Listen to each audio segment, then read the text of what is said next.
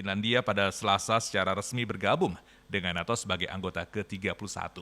Momen bersejarah ini dilambangkan dengan berkibarnya bendera Finlandia di luar markas besar aliansi militer pimpinan Amerika Serikat dari Brussel, Belgia. Namun, pergeseran kebijakan dari Finlandia yang semula merupakan negara non-blok beralih ke barat tersebut mengundang ancaman keras dari Rusia. Kremlin memperingatkan adanya tindakan balasan atas keputusan bersejarah negara Nordik itu. Apakah balasan Rusia ke Finlandia akan sama seperti Ukraina? Saya masih tersambung dengan jurnalis senior di Melbourne, Australia, Bang Nuim Hayat. Bang Nuim. Ya, Bang Nuim, hari Selasa kemarin hari bersejarah. Setidaknya buat Finlandia, karena resmi bergabung dengan NATO sebagai anggota yang ke-31. Tetapi akibatnya, ini Kremlin semakin gerah, karena keamanan negaranya akan terancam. Dan ini bisa jadi menjadi pukulan telak buat Putin. Tanggapannya, Bang?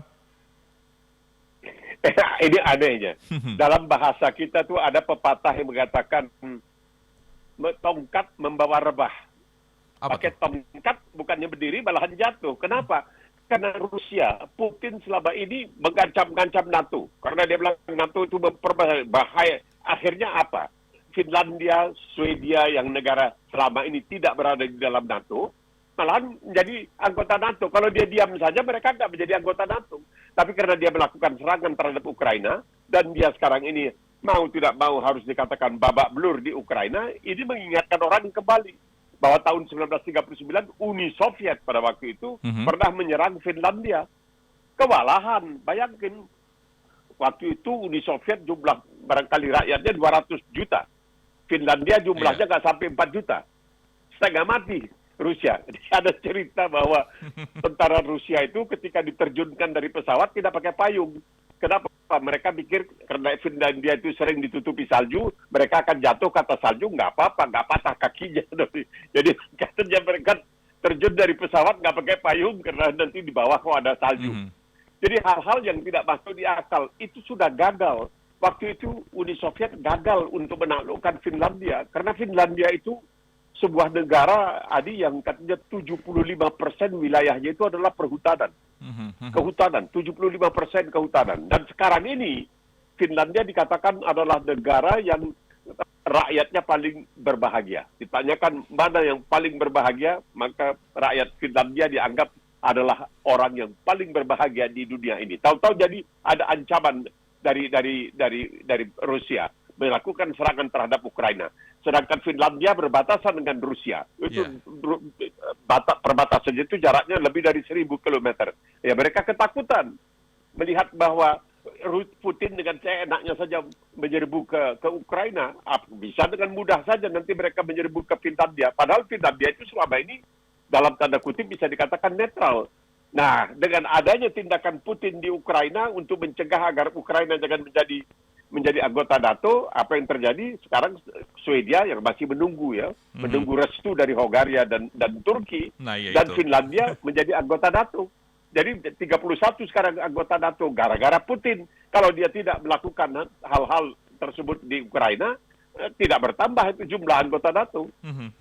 Tapi apakah ini hanya sekedar gertakan Rusia saja untuk kemudian mengambil sikap terhadap Finlandia, atau justru ketika kemudian Rusia mengambil sikap atau mengambil bersikap terhadap Finlandia terkait dengan gabungnya Finlandia ke NATO, ini sekedar akan menjadi real, atau justru akan membuat negara-negara lain justru bergabung? Tadi kita mendengar kata negara Swedia seperti itu. Sekedar gertakan aja kah? Masalahnya begini, Adi. Ukraina aja sudah kewalahan. Kalau nanti ditambah lagi dengan Finlandia, dia masuk ke Finlandia, walaupun dia mengatakan sekarang katanya mengirimkan pasukannya ke perbatasan dengan Finlandia, karena saking marahnya Finlandia diterima menjadi anggota NATO. Nah, kekuatannya nanti berkurang. Nanti dia akan babak belur. Ini Bakhmut saja dia masih belum bisa merebut Bakhmut kembali. Coba nih satu kota setengah mati dia berjuang di sana. Karena tentaranya tidak terlatih dengan baik. Itu harus diakui sehingga mereka melakukan pencarian tentara itu di penjara-penjara itu, orang-orang yang dijatuhi hukuman mati, hukuman seumur hidup dan lain sebagainya itu direkrut untuk menjadi tentara karena dalam keadaan kesulitan. Jadi dalam keadaan sekarang ini melawan Ukraina saja dia babak belur, apalagi sekarang ini Polandia akan mengirimkan pesawat-pesawat tempur ke Ukraina, dia tentunya harus pikir 2-3 kali sebelum mencari front baru. Artinya kalau dia membuka front baru, artinya punya 2 front, ini bahaya sekali karena dia tidak punya. Pasti Tiongkok juga akan mengatakan ya, walaupun tidak secara terus terang. Jangan, ini sudah terlanjur dan ini suatu kesalahan besar. Jangan dilakukan lagi. Lebih baik jangan, karena sekarang terbongkar bahwa Rusia itu sebenarnya bukanlah sebuah negara pemungkas.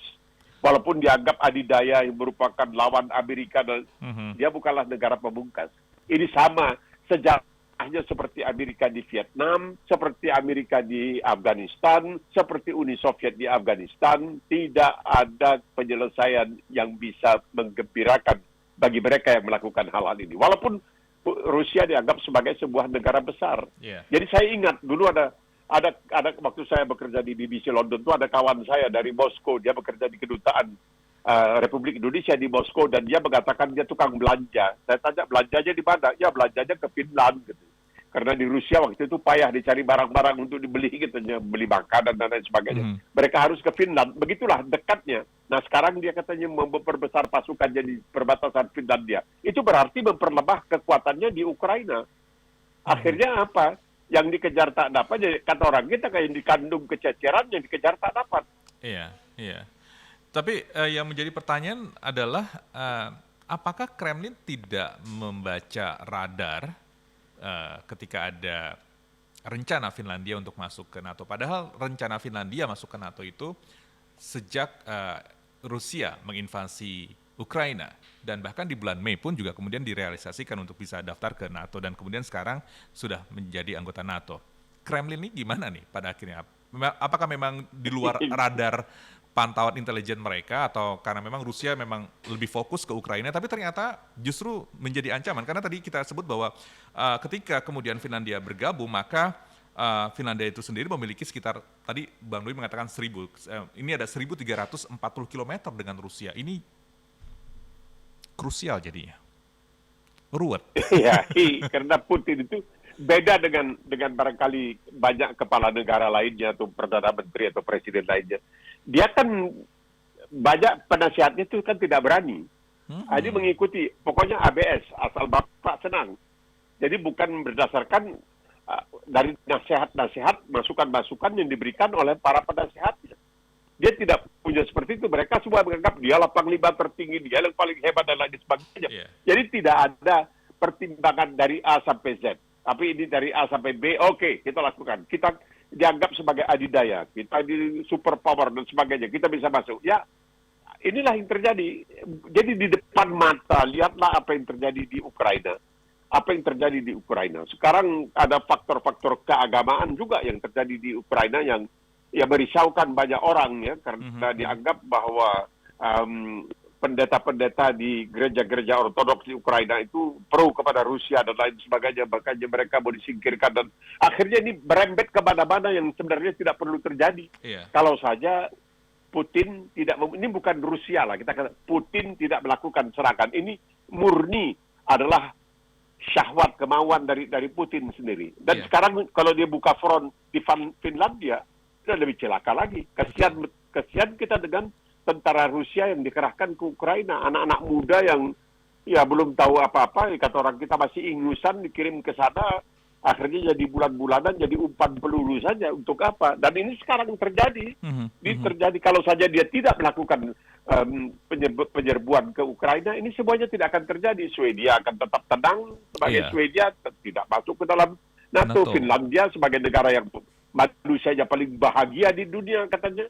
Tidak ada negara lain, mungkin Bhutan di Asia Selatan sana, itu negara yang rakyatnya paling bahagia di dunia. Sekarang ini terjadi, dia mana ada tentaranya bisa yang dikirimkan ke Finlandia. Hanya untuk Ukraina saja sudah kewalahan melakukan wajib militer. Makanya di Bali kita lihat begitu banyak orang-orang Rusia yang tidak mau pulang ke Rusia karena takut ikut wajib militer dikirim ke Ukraina jadi menyimpan peluru saja. Bang Noim, kalau saat ini saya sedang melihat peta wilayah Eropa. Ini Rusia dengan Finlandia, ini Finlandia di sebelah kiri Rusia. Memang ini berbatasan langsung setelah ada Ukraina, kemudian juga ada Belarus. Swedia kalau misalkan gabung dengan NATO pun juga wilayahnya cukup jauh. Tapi ini benar-benar 1.340 km perbatasan antara Finlandia dengan Rusia ini. Ketika kemudian NATO berpikir Ukraina ini udah nggak bisa ditempatin atau tidak bisa diletakkan ibaratnya pos atau pos semacam tempat militer gitu kan. Kemudian apakah kemudian ini menjadi taktik dari NATO mengabulkan Finlandia menjadi anggota NATO hingga kemudian senjata-senjata NATO dititipkan ke Finlandia karena perbatasannya begitu panjang gitu. Ukraina tidak bisa ditempati, maka Finlandia. Tapi kan tidak ada permintaan dari NATO kepada Finlandia atau bujukan yang kita ketahui. Yang ini adalah murni prakarsa kemauan dari Finlandia sendiri. Karena melihat bahwa Rusia masuk ke Ukraina, dia takut bukan karena dibujuk-bujuk. Mereka itu yang masuk menjadi anggota NATO itu atas kemauan sendiri. Tidak ada pembujukan, tidak ada maksudnya digoda dan lain sebagainya. Ayolah masuk. Tidak ada sama sekali sebenarnya.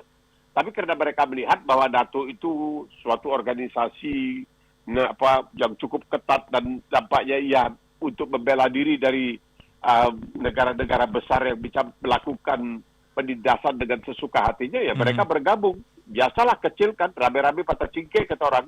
Nah ini yang terjadi dengan Finlandia dan juga dengan Swedia. Dari dahulu kan negara-negara di Skandinavia itu adalah negara-negara yang dianggap manusianya rakyat itu paling bahagia itu karena pelayanan sosial dari pemerintahnya sangat luar biasa. Nah, mereka sudah hidupnya senang begitu. Tahu-tahu datang Rusia melakukan hal yang seperti ini. Sekarang kita lihat apa terjadi baru-baru ini di St. Petersburg. Terjadi pengeboman, orang blogger yang sangat membela Putin mati begitu saja sudah. Ya ini terjadi hal-hal yang tidak diinginkan yang sebelumnya tidak terbayangkan akan terjadi. Dan inilah barangkali kesilapan, kegagabahan, kecerobohan yang dilakukan oleh Vladimir Putin. Nah, dia tidak ada musuh, kenapa dicari musuh? Kalau misalkan Kremlin sudah mengatakan bahwa Kremlin percaya bahwa ini adalah gangguan terbaru masuknya Finlandia ke NATO dari situasi ini. Perluasan NATO merupakan serangan terhadap keamanan kami dan kepentingan nasional Rusia. Kenapa tiba-tiba Rusia dari yang secure menjadi insecure? Iya kan? Kalau dia tidak melakukan itu kan, ini sebenarnya adalah akibat. Ini bukan sebab, ini akibat. Ini akibat dari perbuatan orang jadi ketakutan. Tidak ada urusan apa-apa, oke di Crimea sudah, di Donetsk sudah semua oke lah. Orang diam saja. Oh tidak. Dia melakukan manuver, habis itu melakukan penyerbuan. Jadi di sini barangkali contoh lah, ini sebagai contoh, sebagai pelajaran. Jadi makanya belakangan ini ada beberapa kupasan mengenai Tiongkok dan Taiwan. Nah, banyak yang mengatakan tidak akan mungkin dalam waktu dekat Tiongkok akan masuk ke Taiwan. Ya memang kemarin kapal perangnya, kapal induknya kabarnya masuk ke wilayah perairan Taiwan, tapi bagi Tiongkok itu wilayah perairannya. Karena Presiden Taiwan bertemu dengan ketua parlemen Amerika di California. Jadi Tiongkok marah, tapi Tiongkok tidak. Kalaupun masuk katanya mungkin pada tahun 2048. Jadi ada juga hikmahnya ini.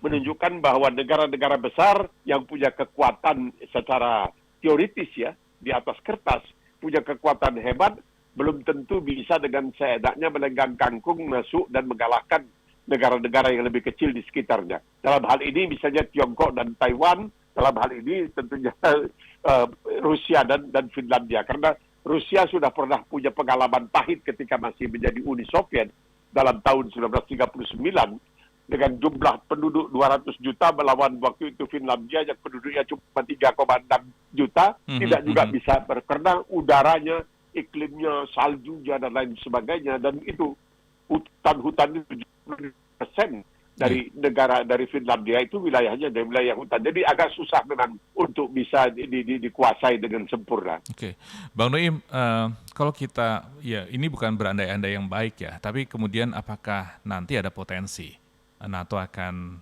berlabuh ke Finlandia dan mengerahkan semua kekuatan militernya ke Finlandia, kemudian masuk ke Rusia lewat perbatasan Rusia. Mengingat kalau saya lihat peta ini hanya Saint Petersburg aja, salah satu kota yang cukup populer di Rusia yang dekat dengan perbatasan Finlandia. Mungkinkah seperti itu, Bang Nuim? Ya, tidak, kayak seperti saya katakan, dia tidak akan bisa, biarpun mungkin secara simbolis dia memperkuat misalnya pasukannya di perbatasan dengan Finlandia, itu akan sangat mengganggu upaya yang sekarang ini sedang dilakukannya di Ukraina. Ini balunya luar biasa ini. Itu juga bahaya tuh. Itu balu ya, tamparan bagi Putin itu sangat luar biasa. Sangat luar biasa. Bagaimana sebuah negara yang dianggap satu-satunya ya selain daripada Tiongkok yang bisa berhadapan dengan raksasa yang disebutkan Amerika dan NATO dan lain sebagainya, tahu-tahu melawan suatu negara yang sekecil itu, yang presidennya seorang komedian, seorang pelawak, ya bekas pelawak, nggak bisa bikin apa-apa. Jadi menarik sekali yang terjadi, bahwa itu terjadi di Eropa pada abad ke-21, banyak orang geleng kepala. Tapi kenyataannya mereka mengatakan ada hikmahnya.